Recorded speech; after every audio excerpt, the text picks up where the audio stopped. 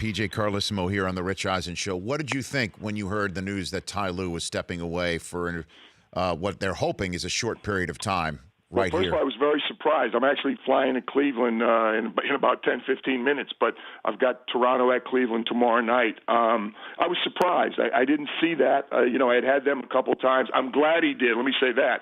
I'm happy he did. I'm hoping that it's just what they said it is, a week away or something like that.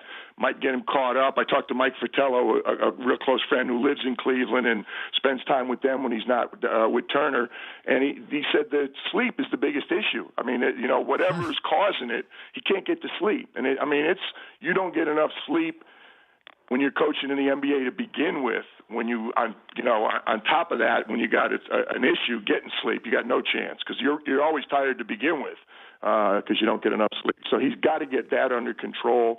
I think Lou's done a great job, Rich, to be honest with you. This stuff, a lot of people say, yeah, I'd like to coach LeBron and ABCD, but guess what? They've had issues every year. It's been like almost a circus in Cleveland every year, firing coaches, doing massive trades in the middle of the year, guys leaving.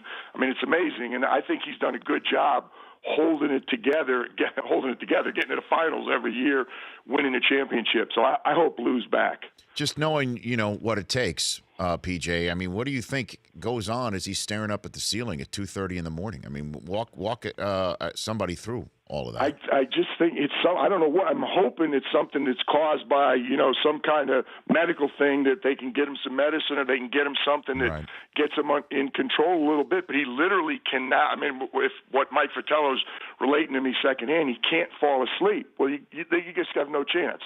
I mean, you're happy to get 5-6 hours if you're lucky a lot of nights and getting ready. Yeah, you lean on your assistants a lot. Larry Drew will do a great job right now. But I mean, there's just so much whizzing in your head.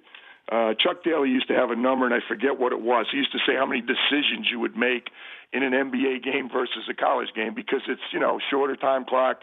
The end of the game is so rigged up with the clock stopping and advancing the ball and things like that it's just, it's like constant decisions. So I can understand it takes a while to wind down, but it can't take till 9 o'clock the next morning. You got no shot then. I mean, you'll have no energy left to do the things you have to do. The Rich Eisen Show, weekdays at noon Eastern on Audience.